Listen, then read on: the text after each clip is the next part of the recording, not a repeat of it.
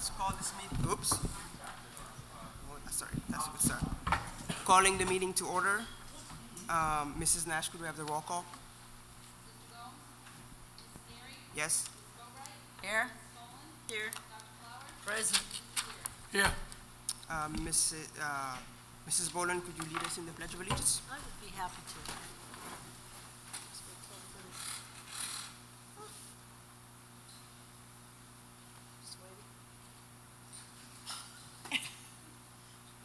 Ready?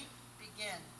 I pledge allegiance to the flag of the United States of America and to the republic for which it stands, one nation, under God, indivisible, with liberty and justice for all. Thank you.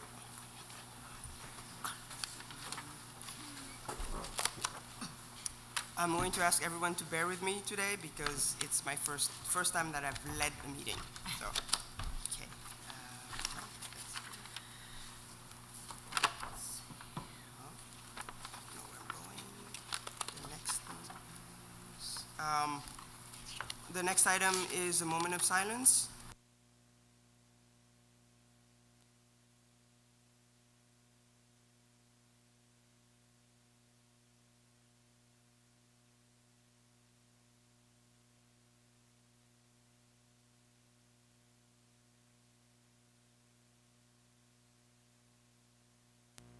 Savage, grandfather of Ronald Gonsalves, NPS business manager. Let's have a moment of silence.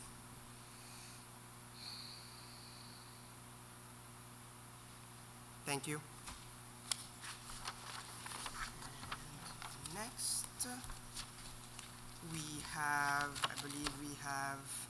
next item is Peyton Fitzgerald will report on the activities of the Rogers Student Council.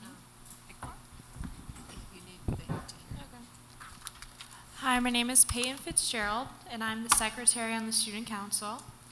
So coming up on March 19th, we have the dodgeball tournament run by the junior class officers.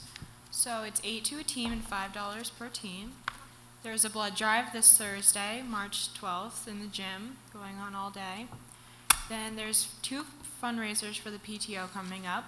One, there's a bonfire on March 13th. Another PTO fundraiser is the Leap Back in Time at the Elks on March 21st. It's like a prom-themed dance. All the 11th grade students take SATs on the March 25th, so that's coming up. The Rogers Musical will be performing Little Shop of Horrors May 1st and 2nd. Then for sports, the boys JV basketballs are D3 champions. Varsity qualified for the RI State Open tournament last night. Girls basketball lost in the playoffs against Portsmouth, but they all had a great season. RMR lost in the quarterfinals, but they also had a great season. At New England Championships, Ian Hall and Logan Radcliffe placed 15th and 14th in the 4x400 relay. Will Farley, Lucas Barnes, Angelo Cuevas, and Eldon Peru had a season's best and placed 16th. Girls swim placed 14th and boys at 23rd at the RI State Championships, led by seniors Anna Bodycoke, Kenzie Palmer, Emmy Surth, and Isabella Sorois, Avery Whitaker, Will Fitzgerald, and juniors Alexandra Cranston and Gabriella Cesarini. That's all. All right, thank you very much. Thank you. Okay, the next item is a presentation on Rogers and Thompson's individual learning plans. And we have Mr. Monahan will be presenting to us. Thank you. And Mr. Bhaktara.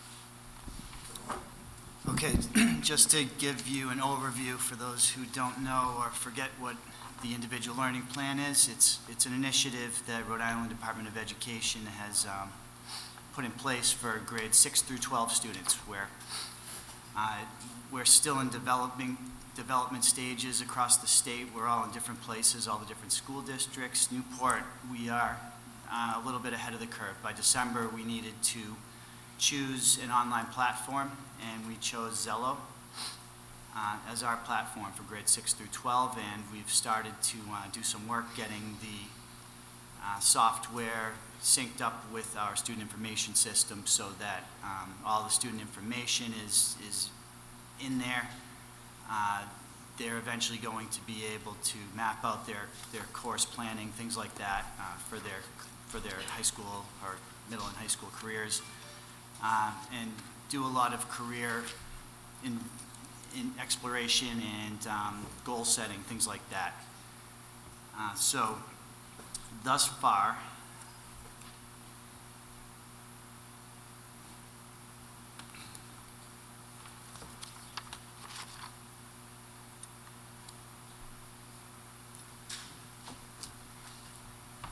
okay, so as of December, we'd already declared ours, and so students and staff have a single sign-on, which means they can just go in and click on the link and they automatically sign in, which is huge because we've had in the past issues with students forgetting their passwords and having a lot of technical issues that prevent us from doing the real work. We're really getting to a place where we can do some good things with the students. I'm going to turn it over to you, Nick, to talk a little bit about Thompson and where you guys stand.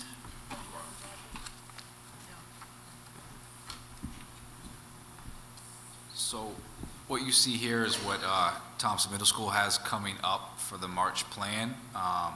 We gave our advisors the task of working with students and Zello to give them a chance to have a more personal connection, that is the students with an adult who's working with the program. So in this month, kids have been doing the first couple activities inside of Zello, which include a career interest inventory, which is a way for them to get matched to careers based on things that are interested, that they express interest in. There's also a learning style interest inventory, so they get to learn if they're an auditory or tactile, those different types of ways of learning.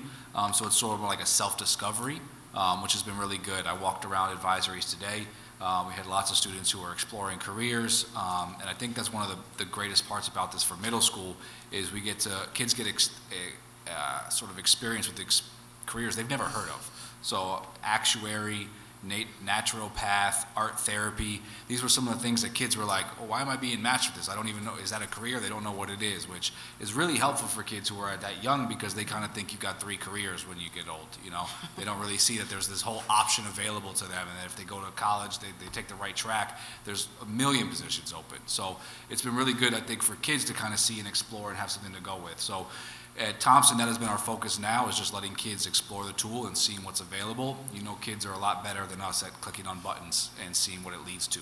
I think that's been helpful, that exploratory pathway for them. In April and June, we're going to take it a little bit deeper with our advisories and the students who are inside of it, and they're going to look at some of those careers more in depth, and there's some lesson plans that Zello provides for them to work through it. So we just want to kind of use this year to explore how Zello structures things, and then for the following year, we're going to really get into how Zello structures each year, so that way we don't repeat things between 6th, 7th, and 8th grade, that the 6th graders will take the 6th grade sequencing, followed by the 7th grader and the 8th graders, and after a year of seeing how Zello presents it and everyone has gone through it, we could think about how do we want to adopt this at Thompson and see what's the best way to roll it out for each grade level.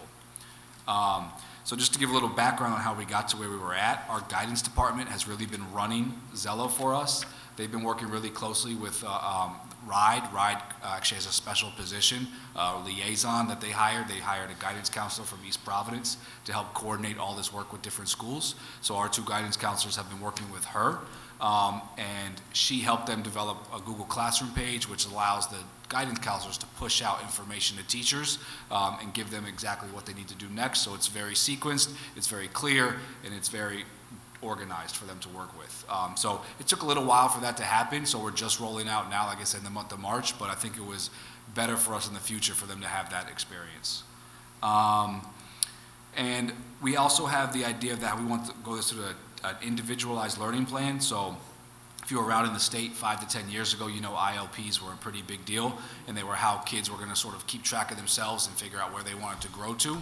So we're thinking about ways that we can sort of support Zello as well. And one of the tools that one of our clusters is piloting for us is how do kids take ownership over their data inside of Zello. So they're piloting a way of collecting kids' data. So the kids are looking at their RICAS scores from last year, they're setting goals based on those scores, and they're looking at all their STAR scores from this year, and they're looking at them throughout the year and also setting goals. So hopefully that information will travel with them from year to year. Teachers will have instant access instead of having to wait for it. They'll be able to see how their kids scored. They'll be able to see whether they met their goal, if they're setting realistic goals, and we can just keep those conversations going quickly, which has not been able to happen without a tool like Zello to house it all.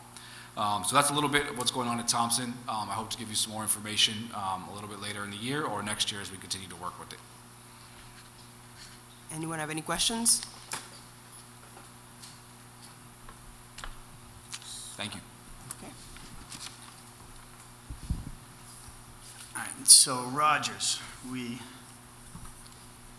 launched our use of Zello and the individual learning plan back in November. We had the entire school do the same assignment, where they did this mostly during their crew or advisory period. So they had that whole month. Teachers, I wanted them to be able to get used to it, not feel rushed, and find the right time and still be able to do other things during their crew period. It worked out pretty well. We did an ILP type of task in January into February where we did course selection and planning. Zello wasn't quite ready. It wasn't fully synced with our student information system, so we weren't able to utilize the course planning tool. But the counselors did go into the classroom to meet with students and talk to them about course selection and help them understand how the process works and what to take based on what they might want to do, things like that. Right now, we have just launched a goal-setting activity for the remainder of the year where there's a playlist and there's a couple of videos and an example of how to set a goal on this template, and then they're going to be asked to set both a short-term and a long-term goal and save it onto Zello. That information will carry along with them in years to come. So we're excited about that. In the going back to the November activity, we had 499 students, fully participate. You're able to monitor the amount of logins, and there are impressive numbers throughout the month. And then as we got toward Thanksgiving, it really spiked up as people tried to hustle to get their stuff done. But people seemed to like it. We got some pretty good feedback. And I thought it would be interesting to, so what we did, what they did back then, they used the Matchmaker Interest Inventory, the Personality Style Assessment, Mission Complete, explores relevant careers, and then they did a Learning Style inventory as well. All of these things provide information about, what they might like to do down the road based on their skills, their interests, their personality, similar occupations, and it tells you why, and it tells you why those occupations were part of your list based on what questions you answered. And you can go back and retake these inventories and assessments if you feel like it doesn't really fit you. And one thing they're really reflecting on is, sometimes they answer what they're good at versus what they like, or what they think they like, and then when they start to look a little bit deeper into it, they realize, I don't know if I like that. So they're really assessing and reflecting on what they're all about, which is pretty cool. It talks about related coursework and things that you're going to need to strengthen your skills through. Let's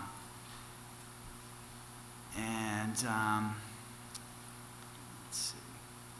So just some interesting data that we took. 555 different suggested careers came about.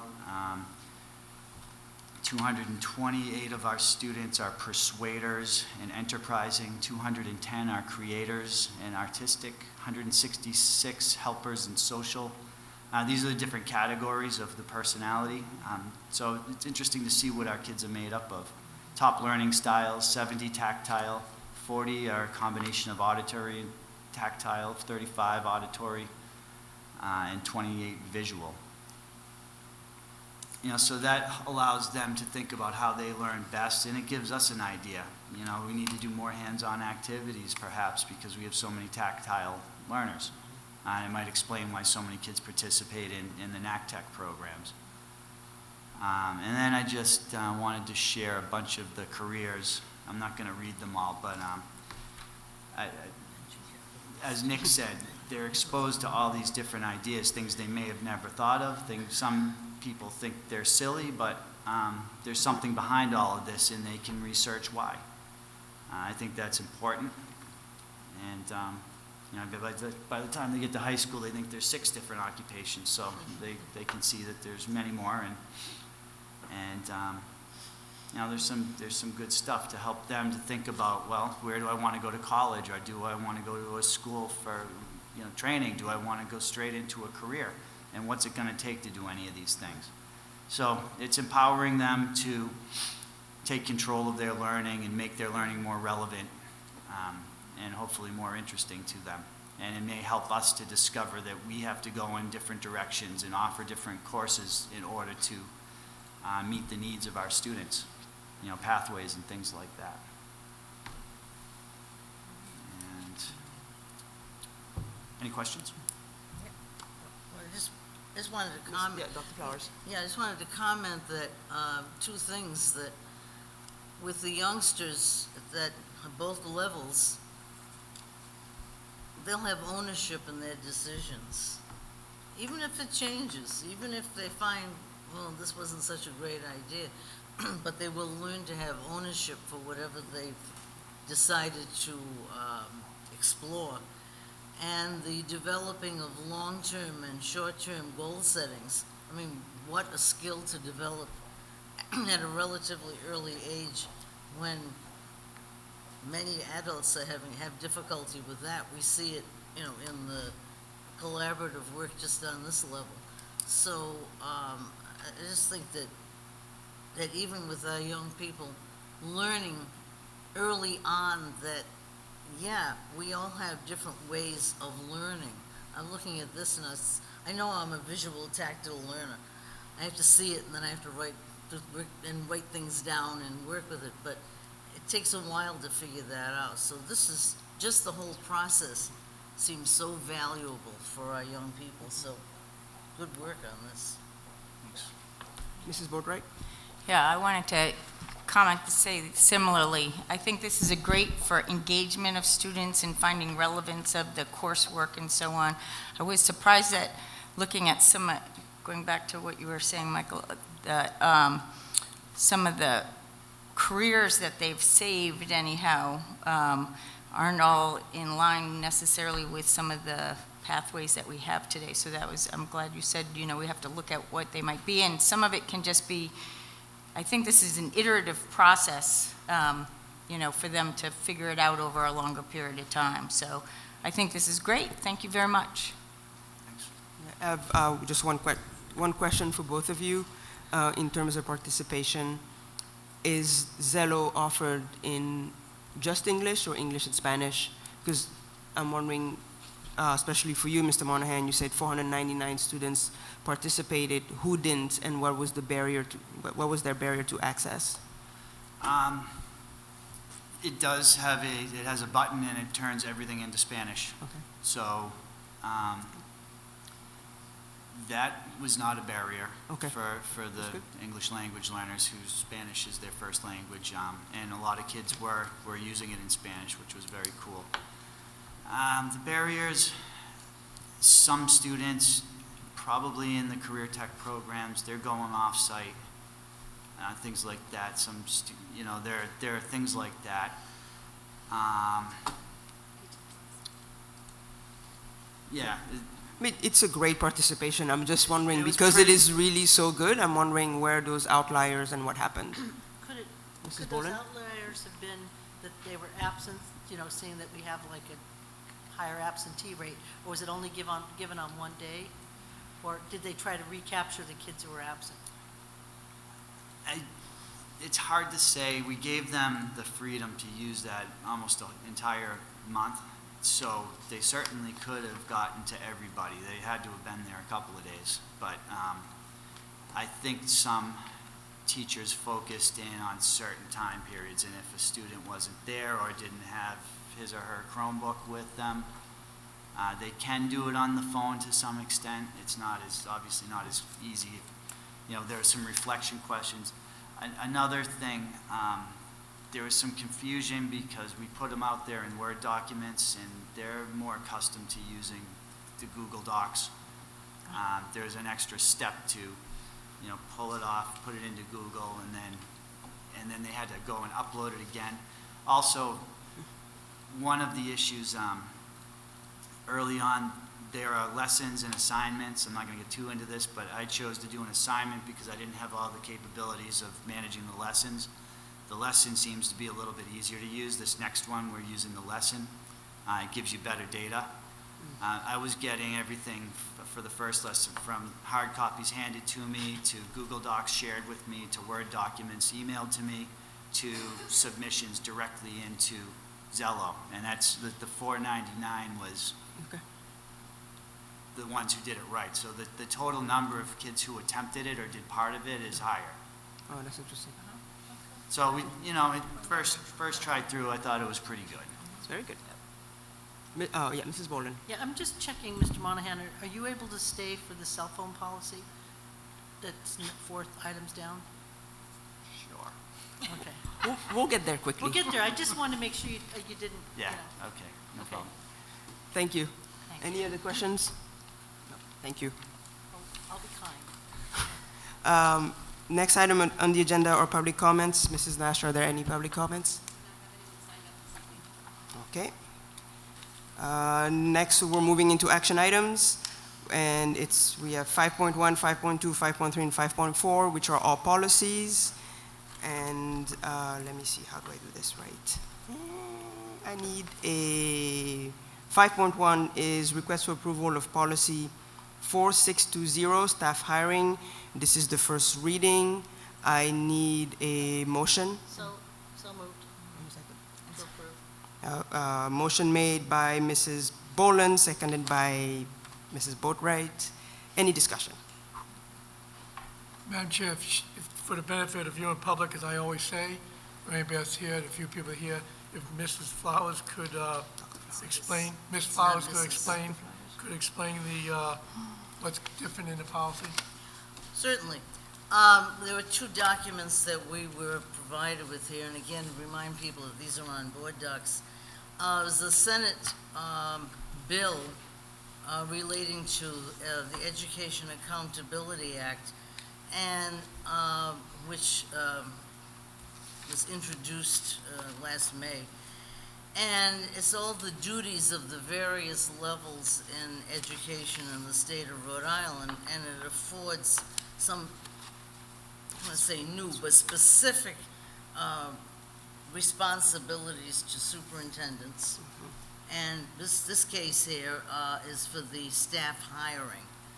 And we have a number of issues, a number of items listed here. When we look at our policy, and I'm just getting onto that, this been given number 4620, because it is, you know, relatively new additions here. It gives we have an introduction and we have the policy, and it repeats again that we are always looking for highly qualified, effective applicants. And it deals with appointment of principals, administrators, and other personnel who are not assigned to individual schools, site personnel other than principals, and reporting appointments to the school committee. And it says the superintendent or designee shall report all appointments to the school committee on a monthly basis, which pretty much happens in any event. There is a template contract and compensation, district hiring protocols, which means how you advertise and apply and so forth, and the screening procedures. So it's, again, it's certainly available available for everyone to look at. And some issues are very specific to appointing and hiring and appointing principals as to people on the other, on various other levels. So what's new now, Ms. Flowers, compared to the old 4620? Well, okay, I'll go back to that. Well, the 4620 is, this is it. This is What's been Can added I to ask it? a question? Yeah, yes. My understanding was we no longer have consent in it. We don't have that. So it's just as she's reporting to us versus in the past, we had consent in it. So that's, I think, the big change. Is that It's being correct? reported, yeah. Is that right? That there were responsibilities now afforded to the superintendent that before it would have, the superintendent would have to Bring it to us. recommend, if I'm using that the right word, recommend, and then it would be up or down with us.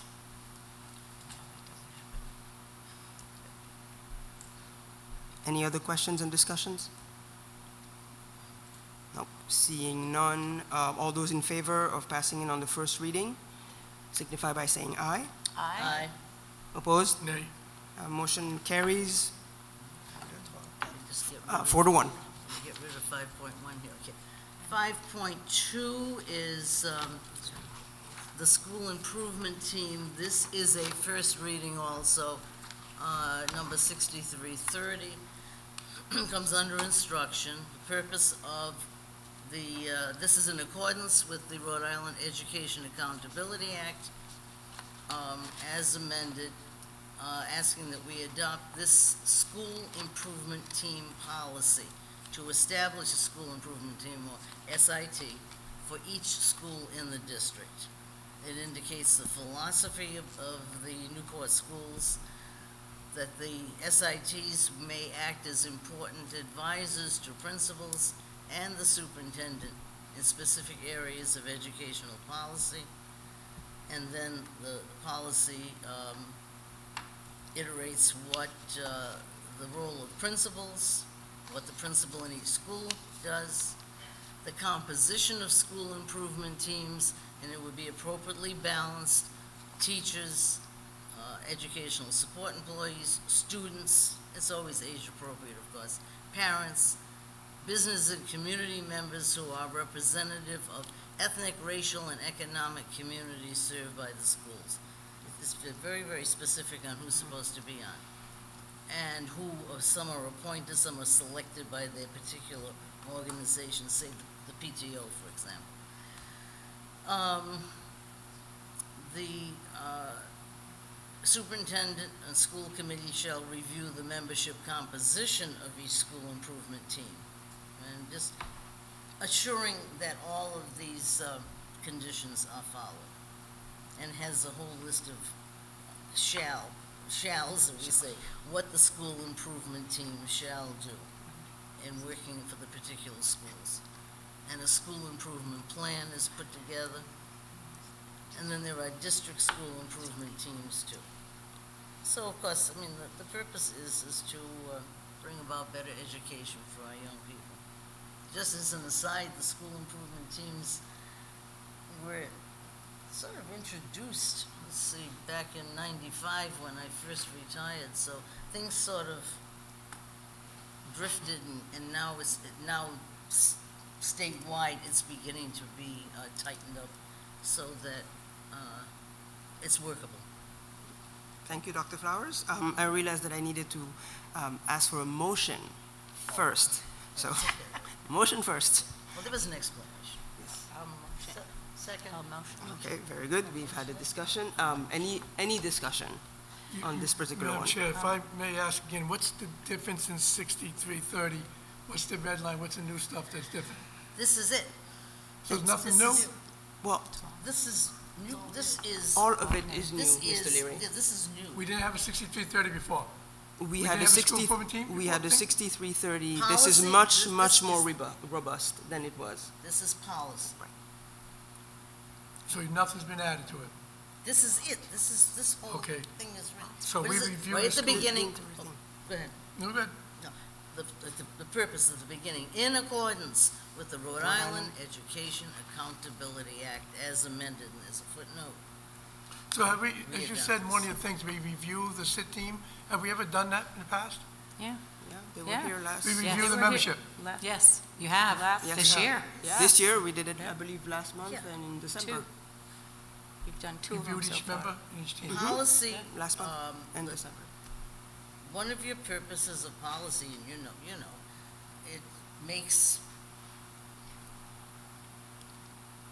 it formalizes, that's probably the word I'm looking for. They, even at the very end of this particular document, it has the, like a parent representative to the school improvement team, an application form, so that people will explain why they feel they should be, why they want to be on a particular team. Mrs. Boatwright.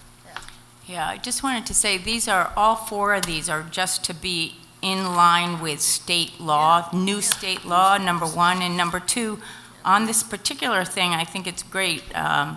Mrs. Neary has pushed this very hard along with several others, and so Newport has been doing this. We've had 3 reports so far this year. At the very beginning, who's on every single team, and then I know Pell and Thompson has done theirs. I don't think we've heard yet. Maybe we did hear from Rogers as well. But anyhow, I think it's been a very good thing. Any more discussion? Okay, hearing none. All those in favor of accepting the policy on the first reading? Aye. Aye. Anyone opposed? Motion carries, 5-0. Policy 5.3, I will entertain a motion. So, Mrs. Boland first, seconded by Mrs. Boatwright. Any discussion, explanation? This is, for those who are listening, under Human Resources, Administrative Compensation. And this is a first reading. You go through it, you don't see any red lines. Again, Because it's also new. This, the first paragraph says, excuse me, the state of Rhode Island has placed responsibility for the setting compensation of administrators with the superintendent of schools and the school committee. And the Department of Ed, right, has enacted the Basic Education Program, or BEP, which provides mandatory criteria for evaluation and retention of administrators. So all of that is to be kept in mind as the rest of the objective is listed here. You have all your footnotes. The basis of establishing base salary schedules and income increases and all that sort of thing. Okay. Thank you, Dr. Flowers. Any it. discussion? Mrs. Boland. Yeah, I have a question, it's probably for our superintendent or Neil. So in the past, we have a policy in the policy manual that says that, that leave of absences have to be approved by the school committee, right? Leave of absences. It's like For a- everyone? For leave of absences, it's part of, actually, it's not there, it's in the teachers' union contract. Yes. Yes. So question, so this, now it seems like, you know, with these different policies tonight, does that now supersede, like school committees don't have to do it anymore, it's just you? I would say that your philosophy, your policy still emanates from you as a school committee.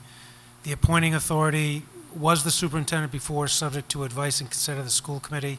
That has been changed by the Education Accountability Act. It's now just the superintendent, and she'll report out to you. All right, just But check. things like this, setting compensation, setting your budget, salaries, contracts, still resides in the school committee. Superintendent will be the appointing authority. She'll be recommending and seeking your approval for certain levels of compensation, but that needs to be consistent with your view and your philosophy on compensation. And that aligns to the salary structure like they have in other districts. They have, for instance, you have positions, and then you have ranges of salary, which I would present to you, and you would take a look at that structure. And before any salaries were discussed, or issued or offered, it would be something that would be approved by you first. Thank you. Any other discussion? Seeing none, all those in favor of passing this policy on the first reading signify by saying aye. Aye. Any objection? Nay. Motion carries 4-1. Policy 5.4, item 5.4, policies 5336. I will entertain a motion. This is the cell phone policy. So moved. Okay, Mrs. Boland and Mrs. Boatwright seconded. Any discussion? This has plenty of red underlined words here, and crossed out ones too. Okay, we have labored over this. Now, this is called first reading because so many changes have been made.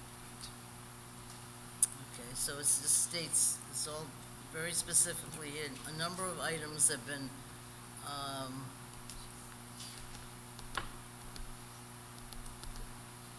crossed out, that's the word I'm looking for. But, just to simplify so you know what they mean here. We have the following rules and regulations. Pretty much that Pell School students, as it has been said before, they're not permitted to have cell phones in their possession. Thompson, must keep them in their lockers at all times. At Rogers, cell phone/related device use is prohibited during instructional time and/or classroom setting. Period. Okay. And then it's what the teachers will warn students of consequences regarding inappropriate and unauthorized use of devices. Written specifically as it has been all along. Any, And- Mrs. Yeah, so that's pretty much it. It's in compliance with other policies we have regarding internet use and student discipline. That's important too, the various policies do not contradict one another. Mrs. Boland. Okay, well, first of all, I just want to ask Mr. Monahan, so this is a huge change that the cell phones are prohibited during class time and during any instructional time or the classroom setting. Are you going to be able to enforce this?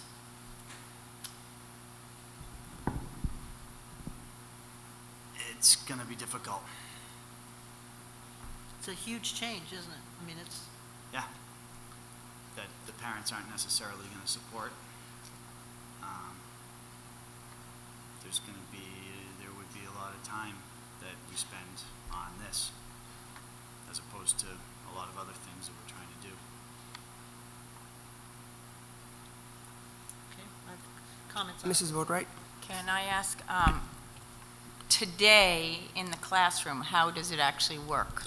Is it have they been disruptive, cell phones and so on? At times. Mhm. There are different management styles, some that work better than others, and from what I've seen, where some teachers have a pretty good handle on, when they can and when they can't. Sometimes students don't have their Chromebooks and they can use the cell phone as their means of technology. Yeah, there are definitely times when kids are trying to message their friends and those types of disruptions are going on. There are students who use cell phone calendars, things like that, to set reminders for themselves to write down the homework, to access Google Classroom. They do have the Chromebooks, but again, that's new, and there's some inconsistency in the kids. They don't forget their phones, but they do forget their Chromebooks. So that's the big shift. Okay. And Mrs. adults use their cell Mrs. phones Boatwright. sometimes. Yeah, so I'm just going to ask, I know this has gone back and forth many times with a lot of strong opinions, both at this table and outside, but I want to make sure that the administration was very involved also in carving out this new policy, is that right? That's, Obviously, I've been present at all of these discussions. And I have said myself a number of times, the cell phones or any of these devices have a lot of good uses, and I'm speaking in terms of, from the vantage point as of a teacher. I mean, this was by consensus of the policy committee. But was Rogers' administration involved in that? Well, when it comes up to us, we have already gotten feedback. Policy committee just sits as policy. Superintendent, you were at the meeting, can you just give us your input on this one? I've been at all the meetings. Principal Vance has been vocal about this, that he does feel that this would be very challenging to Mr. Monahan's comments. It will take a lot of cooperation and work with the teachers as well, that they make sure they enforce it in the classroom. And as Mr. Monahan shared, there's different management styles for our teachers in their relationship with their students. Some are able to, for instance, look at a student and say, put it away, and they put it away. Others don't necessarily have that talent. But, and I shouldn't call it a talent, they just don't have that relationship maybe with a student. It is difficult, I believe, as a former classroom teacher and a building principal, when you go to put in new rules and regulations, when you don't start off at the beginning of the year, like this is the rule and this is how it's going to be. My recommendation would be maybe perhaps start to work on this now, get our students, if the policy passes, and make it a firm when school starts. Everyone is very clear. And Just a thought, I'm thinking here. This is the first reading. That's why we have the first reading. Again, whenever I've been, at the high school, you see all these signs when you go in. A picture of the cell phone with the line through it, or no cell phones in the classroom. Perhaps if we get some serious suggestions about appropriate use under specific conditions. No matter what we do at this point, some people aren't going to be happy. We know that. Some are sitting on this side and in the classroom. This is why we have the first reading, and this is why this is published, and this is why it's visible on board docs. So I would strongly recommend, from my angle, that the people who are directly connected with this, say the people at the high school, really look at this and say, okay, can certain things be done? That's my take on it. so we have a This meeting. can be accepted at this particular point, I would think, Right. and then editing more. And we have a meeting with the union leadership, TAN leadership, next week. We have a monthly meeting, so we can put this on our agenda as well. Good. Yeah. We do make people aware of what's on the agenda and the policies, but we will bring this to their attention. Yeah, it might be something that we aren't going to see, but that they can say, but in what specific circumstances, or what can be put in that really protects everyone, and that's the point too. The students, the student's property, the classroom teacher, everyone's judgment, so that people are all, really on that same page. Mrs. Boland. Yeah, so I've been a strong proponent against any cell phone use during the school day. This is a compromise, so that you can only use them during lunchtime and after, in passing periods. I'm going to support it tonight because it prohibits the use during classroom. And now we're not going to, there's no temptation by anybody or any ambiguity as to, are you allowed to use them? Will it get kids maybe to bring their Chromebooks? Maybe it will. It's going to be tough. But like you said, maybe it starts in September. It starts now, but in September it goes fully in force. But I will support it tonight, but I'm just, those words were making it so that I can, stand behind it. Right, and if I may, to be fair to teachers, I think because it wasn't and has not been clear that's why some teachers are okay with it, and I think others are not. It's the ambiguity. So this does make it clear.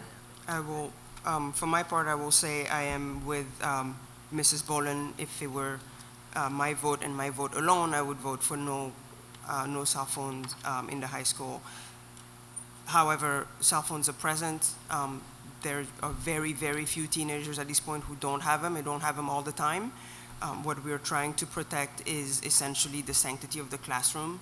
And in that space, the student would not be allowed to use the cell phone. It doesn't mean they don't have it on them, because clearly they do. It doesn't mean they cannot use it. They can use it during lunchtime, passing. They cannot use it in the classroom while they are supposed to be studying or paying attention to the instructor. And I will also support it. I did not last month. I will support this one because it gives clear guidance to the teachers. The teachers can say, you're not allowed to have it. So certainly between now and June, there can be, in terms of consequences, there could be warnings, and then in the fall, in September, it's much harder and fast rule, but I think it allows teachers to say, as a student is going from classroom to classroom to classroom, this is the policy in every single classroom, as opposed to this instructor allows me, this one doesn't, but I use my phone. Oh yes, but Mrs. So-and-so lets me do it. This will simply be, for the teachers, it'll be something that can simply say, you're not allowed to have it, and that's the end of it. So for my part, that is how I will support it. And as Dr. Flowers said, this is the first reading. The union leadership will take a look at it. Certainly we can continue to have conversations. Any other discussions? Okay, seeing none, all those in favor of passing this policy on the first reading signify by saying aye. Aye. Any opposed? Motion carries 5-0. Thank you. Thank you for staying, Mr. Mohan. Thank you. Next item on the agenda is an update on CESU, Citizens Exploring School Unification. And I believe we'll have a presentation. Go ahead. Could you state your name and address for the record? Thank you. Good evening. It's an honor to be here tonight with you all. Thank you for putting us on the agenda. My name is Greg Hewitt. I'm a Middletown resident, 25 Olives Way, Middletown. I'm a member of Citizens Exploring School Unification, CESU. Our president, Dick Adams, could not be here tonight. He has a family emergency, so you're getting the JV team. CESU is a nonpartisan, nonprofit organization. Our website is cesu.news.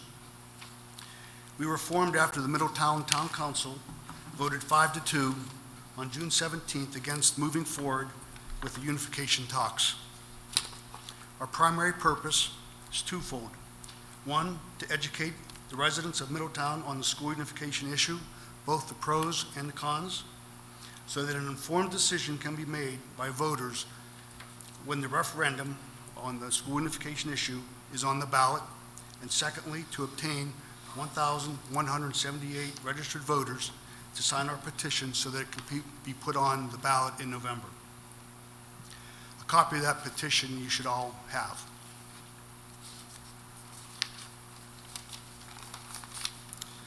Some of the questions that our Middletown voters are asking, and I'm sure Newport voters would be asking the same questions as well if we get to the point where we can unify schools. Will our property taxes go up or down or remain the same? Where would the high school be built? Should it be island-wide or just Middletown and Newport, or could Jamestown be included? Would additional electives and advanced classes be made available? Would there be more support for students with needs?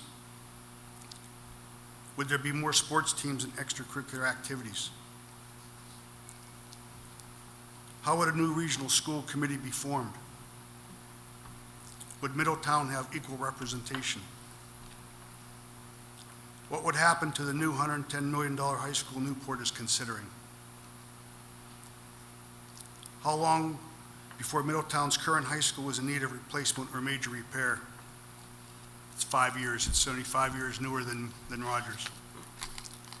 Will teachers lose their jobs, or will there be more teaching opportunities? What about union contracts? What's been the experience elsewhere in the state in school regionalization? Let me be clear. CESU is doing what we need to do, what we think is necessary for Middletown. We fully understand that Newport has no current options other than what you are all doing. We are taking the long view. We believe that we will get our issue on the November ballot, and it will be passed because common sense will prevail.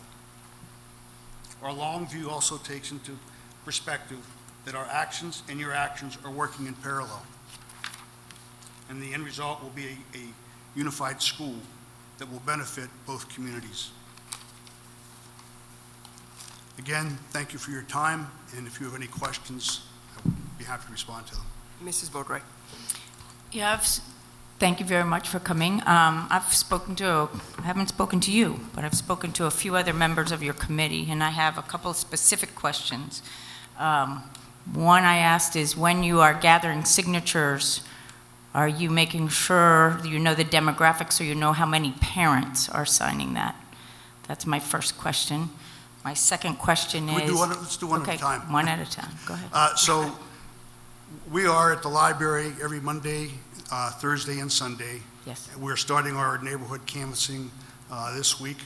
On weekends, we're at Shaw's. We're going to be at Anthony's Seafood Friday night at 7-Eleven. So the next 3 weekends, we expect we're going to get remaining 500 plus signatures that we need. As far as the demographics, what I'm doing right now is we have the voters list, and we're going after all the registered voters because it requires 10% of the registered voters. That's where the 1,178 comes from. As far as the demographics, I can tell whether they're male or female. I can tell whether they're, how they're registered, but I can't tell if they have kids in school or if they're, if their parents are school, because I'm just going right off of the voters list. Okay, so you will have no idea if you have any parents on the list, is Well, what you're saying? I'm sure we have a lot of parents on the list, but I can't give you a But you specific. can't say, okay. I think that's important for you to figure that one out. The second thing is, in talking to one of your members, that you are hoping Jamestown and Portsmouth and Tiverton and Little Compton could even be part of this. Is that true or not true? That's not true. What we are doing, when our town council voted that issue down 5-2, Barbara Von Villis is the only educator Yep. on the town council, and she's been trying to get this done for years. She has more experience in education than our school committee and our town council combined, and that's why I say I think common sense will prevail because we've gotten facts. We're trying to get the public educated on the pros and the cons. So my question again was, what communities are you outreaching to? Realistically, I think Newport is what is the option because I don't think Portsmouth is ever going to come up to the plate on this. Okay, all right, so the other gentleman I spoke to didn't say that, so that's interesting. Okay, so maybe you should just talk amongst yourselves. If that's true, I'd love to know that. And then the last question is, you said the long view. So what is your time frame on this, in your opinion? Long view, curious. Well, when we get to our petition, our votes, it'll go onto the ballot, and our town council has, they can say no, they can say yes, or they can say they can modify it. If they say no, it still goes on the ballot because it's 10% of the voters. If they say yes, it goes on the ballot. If they want to modify it, their modified referendum will go on the ballot, plus the one that we have will go on the ballot. And that'll be voted on this November. Okay. And the other thing that's going to happen, there's a lot of anger in Middletown because of the way that the Middletown Town Council handled this whole issue. They took the decision-making out of the voters' hands. We believe that there's going to be a big change in the town council makeup in the November election. And our organization and others are seeking to find candidates that are pro-unification and are trying to get the voters involved in this, both on the town council and the school committee. Right. So then my last one, it is about unification, and because you can't use the word regionalization, which is the legal term to say they're voting to move forward on regionalization. It's to look at unification, which then may or may not result in regionalization. Is that true? Well, it takes two people. And even though Middletown wants to do this, and we do this, we're hoping Newport is going to Right, but also work with us. the legal term to regionalize, that's not the wording that you were allowed to put on there, because you would need the town council to vote on that ahead of time. So this is to just explore unification. Is the, okay, that's all, thank you. Mrs. Boland. Okay, this is kind of a, it's a hard subject, because I know that the vast majority of the people on this committee were 100% in favor of trying to, do unification, regionalization with Middletown. It would have been a great union. And for all the reasons you gave, it didn't happen, right? And so those are like internal things that you have going on, and whether you choose to try to get new council members on. But I'm just going to say the timing for us on this, just like you've got to see it from our side, all right? Which is, Louise and I are on the running the charge on the building committee. And so the timing on this, it leaves, there's just a lot of members, of our community that are going to say, oh, well, there's still the chance, there's still that chance, like, let's just, vote this down. Our train has left the station. We got to do what's right for our kids and build this school. And I personally would have wished that you had waited until see if the bond passed or didn't pass and then did this in Middletown, because it's really, we don't need anything more to get in the way of getting this passed for us. And this will just be one more question in some people's mind that for a reason not to pass it. So you need to see it. That's at least from my perspective. I won't speak for the rest of the school committee, but and I've always been in favor. I've worked on these committees to try to, over the years to see what we could do, but it's just going to be difficult for us. It's just one more thing that we've got to get through on our committee, to have this. And we sitting fully out there. understand that you have hurdles and you got to get a bond issue passed, and this probably doesn't help it, but we understand the residents of Newport have to do what they have to do, and your school committee has to do what you have to do.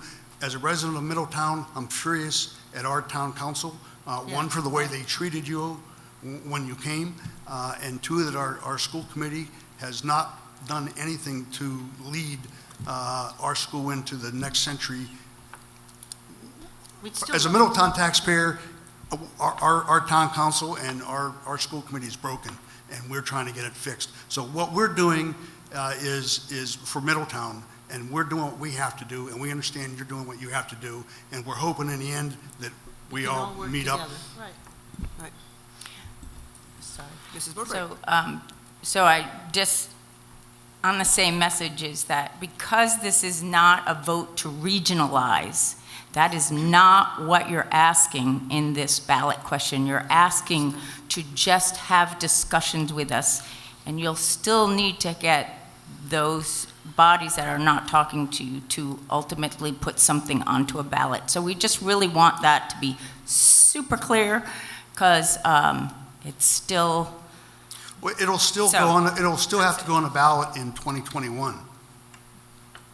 What would go on the ballot in 2020 is this part. Ask if you could talk, right? Okay, thank you. Madam Chair? Yep, Mr. Leary. Thank you. First of all, thank you very much. All with you. As finances get more and more difficult, this is going to be the path to unification is going to become more and more clear. I'm totally for this. It makes no sense when you think of two high schools, each with 500 to 600 students, about 5-10 miles apart or less, each wanting a $100 million high school. It seems crazy to me.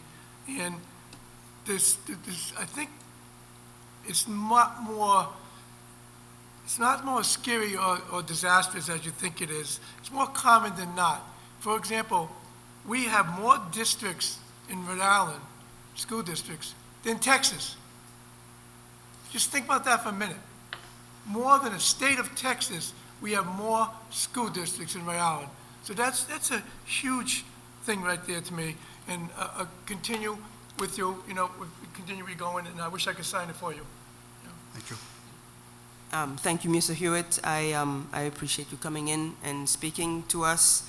And as you said, you do have to do what is best for Middletown, and we will continue here to do what is best for Newport. And maybe at some point there'll be a place where we can come together. So good luck in your efforts, and thank you for coming to us. Thank you, and thank you for the opportunity to be here. Thank you. Next item on the agenda is a conversation or discussion with the superintendent on transition plans from fourth grade, students who are in fourth grade at Pell to going to fifth grade at Thompson Elementary School. Thank you, Ms. Neri.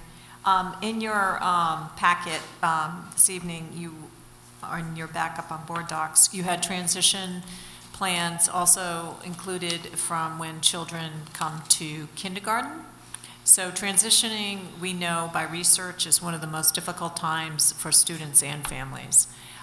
We have been very successful here with the pilot program of Soft Start that Dr. Bean and Principal Westman and others here have implemented, working with the PK teachers over at JFK and Director Andrade, as well as the kindergarten teachers here. And I have to applaud them for all their efforts. They have a family event before school starts where they actually just speak to parents as a group, and they also speak to the students as well as far as the screening and making sure we appropriately place the children in well-balanced classrooms for the school year. Going from grades 4 to 5, we have been reviewing and looking at different ideas on what we can do or what we may want to implement as far as keeping that same spirit of notification and welcoming families to our middle school. At Rogers, I'm just going to jump up to from 8th to 9th. They intuitively, because of the career tech programming, they have tours that go on in the mid-January time before the students have to make their selections and do their choicing.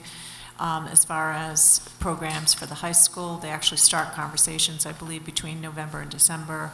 And then by the time February comes, Thompson and Rogers have been having discussions and selection of courses. They also have already had open houses at the Career Tech facility for our rising grade 8 going into grade 9 students. They're continuing to do programs of that nature. Going from grades 4 to 5, we have started to look at some of the things we can do to help improve the transitioning and make it better. You can always get better. Right now, presently, we have had our ice cream social in August. We have had tours of the building in June for our rising fifth grade students. They're going from 4th to 5th.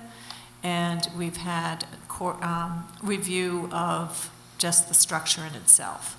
We did receive some suggestions, and we're open. I know there may be parents in the audience this evening that may want to suggest some more, but we now have you have a draft in front of you of those suggestions. I do have, does anyone have any questions on them, or do they want to speak to it? Mrs. Boatwright. I just have one that has, I didn't know this was going on, to tell you the truth, actually, but private and parochial schools are sort of marketing to students in like the December through February timeframe, and I would ask you to consider doing that for transition years as well, because I think we lose kids going into K, we lose kids going into the middle school and into the high school. So I just think that's something to really think about, doing something at similar time, December, probably January, February, for a welcome to introduce. That's it. Okay. Agree. Thank you. And that is a model I think we're starting to look at more and more, the timelines, and you'll see the person's responsible, and we're starting to draft that out. Right. And I think with the NACTech, almost to have them also somehow have Rogers involved in it might be interesting. And they did do that this Yeah, year, which they is found great. to be, they integrated both the CTE and the regular classrooms, and they found it to be much better, and it Right. actually aligns to our new plan for the future to keep it an integrated program. Right. So anyhow, I figured you wouldn't. It would be easy to do. Any other discussions?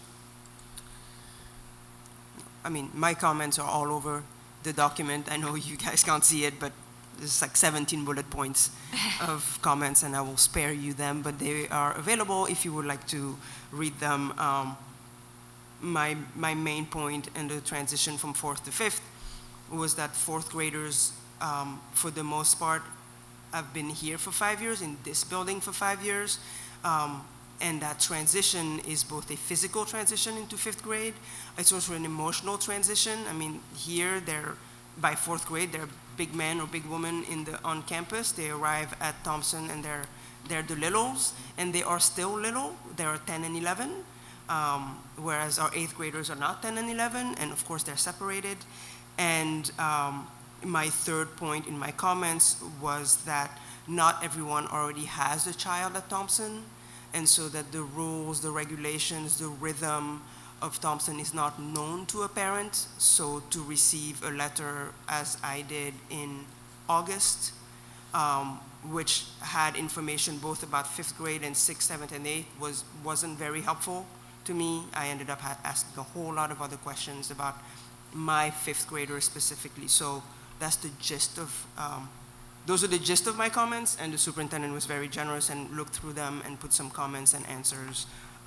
So I really appreciate it. And again, those are available if anyone wants to take a look at them. So thank you very much. Thank you, and to the people in the audience, please feel free to send me an email. I know someone wants to. Thank you. Right. Next item is 6.3. I believe this is from the superintendent about compulsory attendance. I believe there's something you want to tell us. Yes, so we've been working on chronic absenteeism, and we've been working with truancy court, and we have seen some improvements, but it's really not what we want. So through our C-Tree meeting discussions and reviewing with Judge Shepard, who is now our truancy court judge, I'd like permission from the committee to I'd like to share in discussion with you the possibility of working with Attorney Galvin to see what kind of options we could have and bring back to you so that we can get the message out, a stronger message out, especially to adults and parents who are responsible for making certain that their children attend school, that instead of, I prefer it not be the child, I prefer it be the adult who's in charge of the household that comes before the truancy court judge, or if we need to take stronger matters with working with Attorney Galvin, see how we can help make that happen.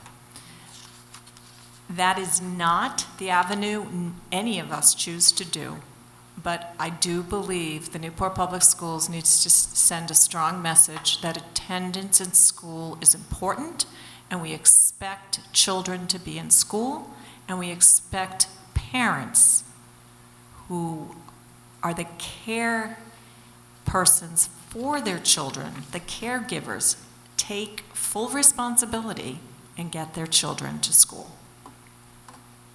So that's why I put it on the agenda, and I included the compulsory student attendance law in your backup. Madam Chair, we'll investigate and explore the processes that are required by the family court to hold parents accountable for this particular issue, and we'll report back so that you'll have some information to reflect on. Thank you. And I do want to give you an update. We are piloting a program here at Pell through Principal Westman and others, and it has been very successful. And we have the parents come in, and we have been very successful with that. Thank you. Thank you. Look forward to seeing whatever the investigation gives us. Next items are the consent agenda, 7.1 approval of minutes, and 7.2 request for approval of invoices and requisitions. I would like a motion to approve both of those. So moved.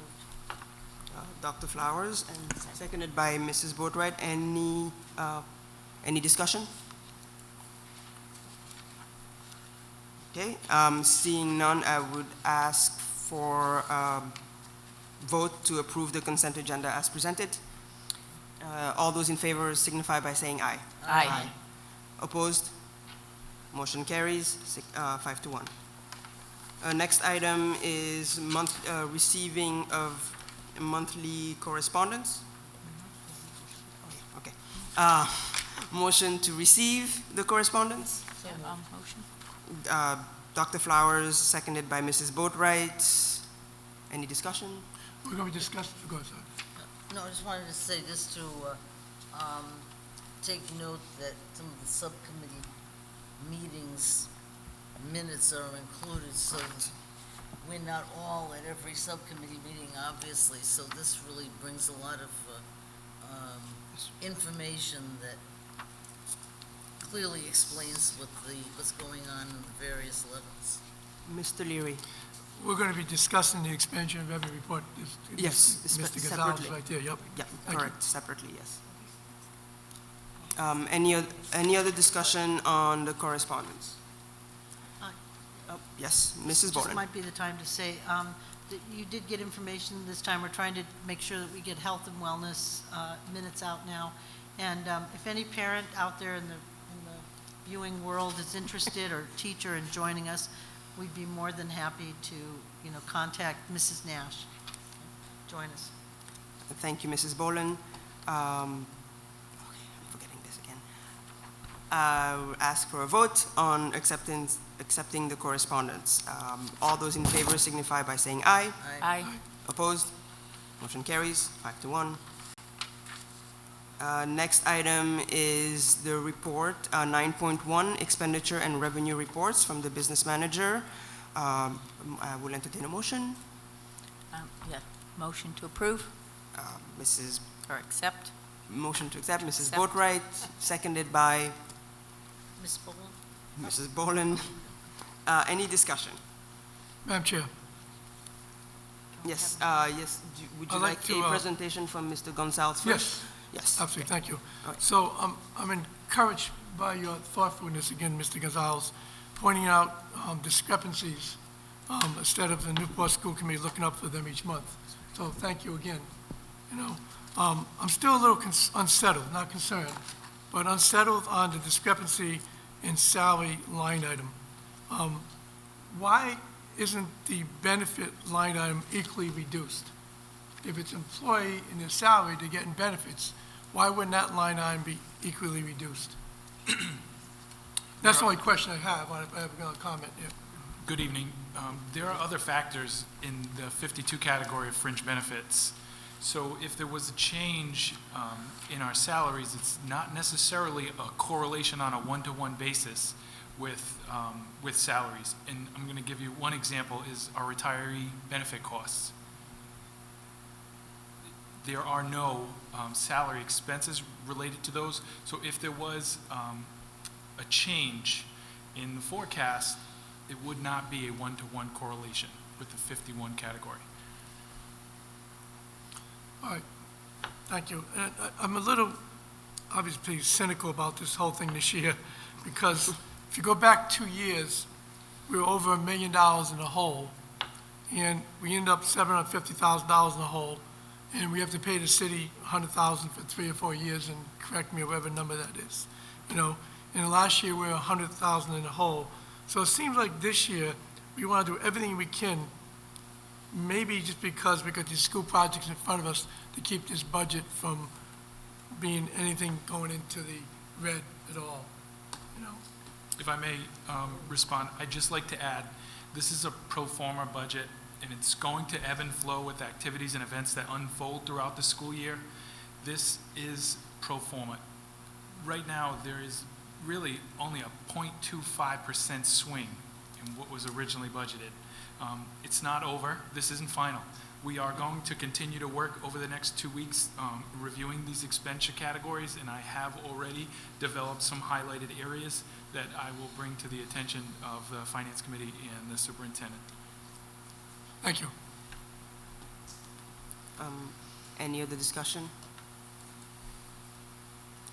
Seeing none, all those in favor of accepting the expenditure and revenue report from the business manager, all those in favor signify by saying aye. Aye. Opposed? Thank you. Item 9.2 is the restricted grant report of the business manager as well. Motion to receive. So moved. Dr. Flowers, seconded by Mrs. Boatwright. Mr. Gonzalez, would you like anything to discuss?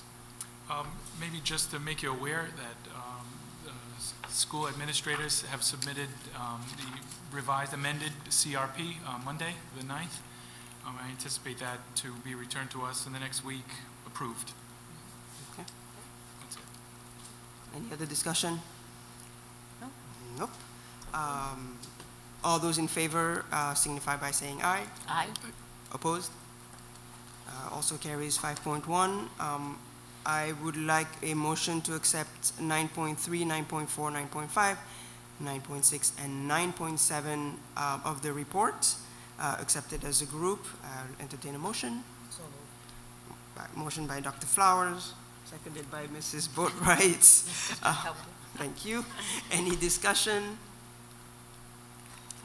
Okay. Seeing none, all those in favor signify by saying aye. Aye. Opposed? Carries 5 to 0. Next item are suggested meeting dates for the next future meeting dates, so I will read those.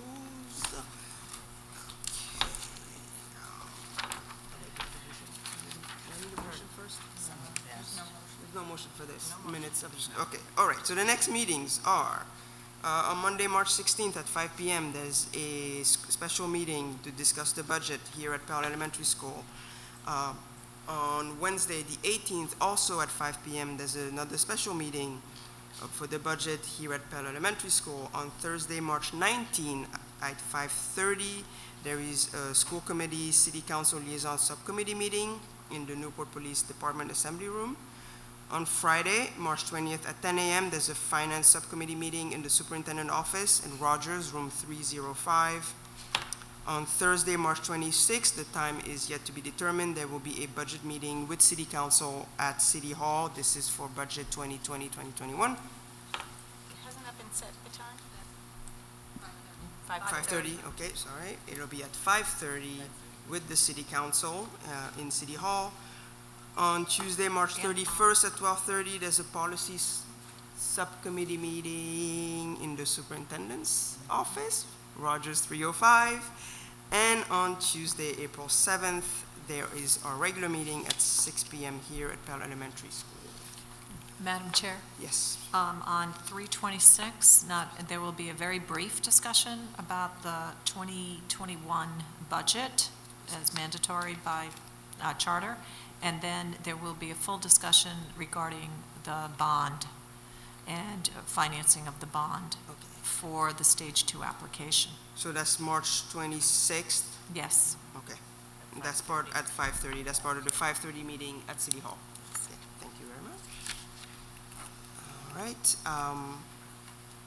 We have to move into executive session. Yes. So I move. Wait, Madam go Chair, ahead. just a Mr. couple Leary? things for the agenda items here under that thing. Yes. If, Ms. Jermaine, you could, I asked for an update each month on the pre-K situation. So if you give us, make sure you give us a monthly update, what's happening. I know it's a done deal, it's voted on, but I'd like to know the updates on that. I did ask that, we know about it, so it hasn't been this number one. Mr. Leary, it is in your correspondence, In the correspondence. the update on PK. Did I miss it? My apologies. But That's all right. She should, can we put that in the agenda so we don't miss it? All I can do is for discussion each month. I think it's important Okay, when you know it's that, so it's an item okay. versus correspondence. All Thank right. you. You're The welcome. The second thing is, the IT person is left, am I correct, or leaving?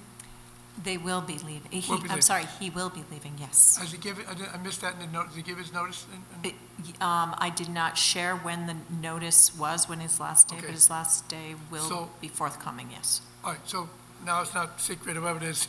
So I think what we need, would like to put on the agenda for next month, that we talk for, possible for a discussion item, that we need to investigate whether to go out for a possible RFP for that type of position.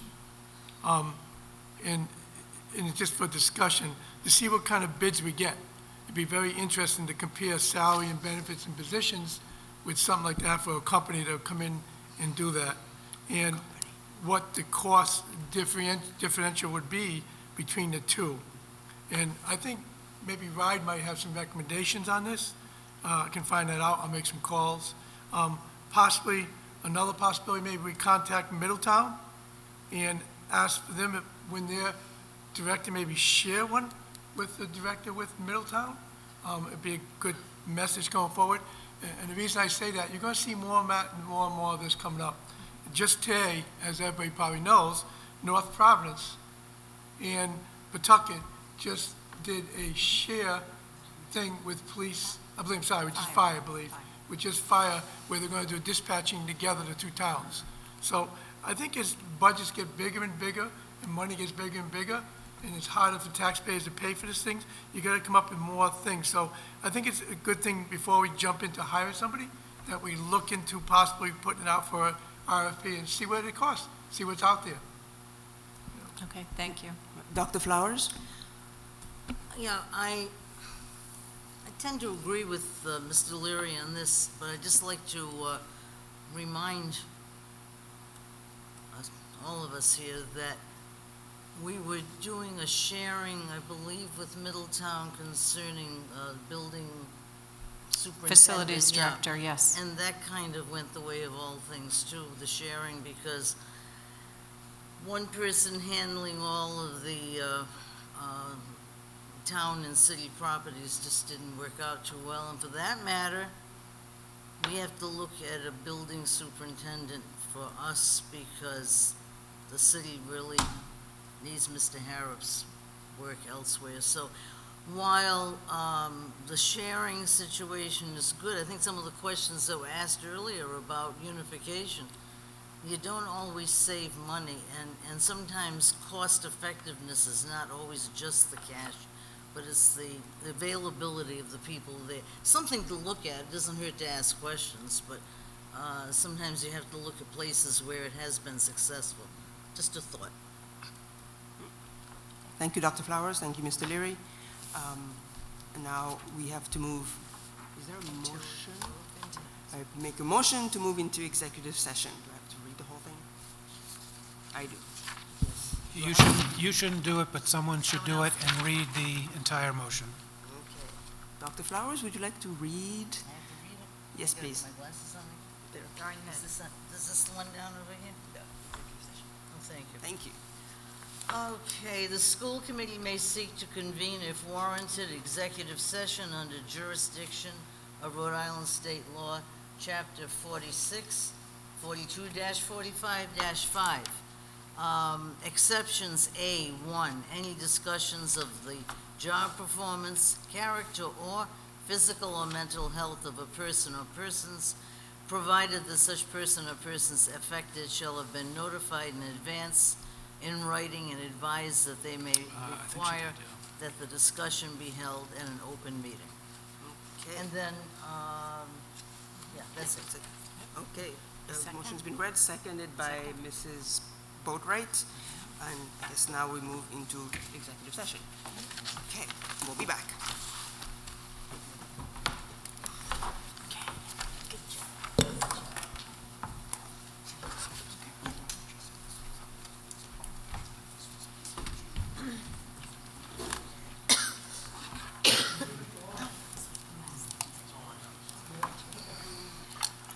You may have set a record.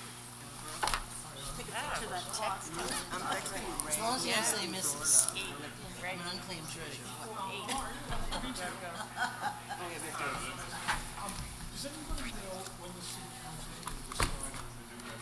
Yes, they were in executive session tonight, and they will announce it tomorrow.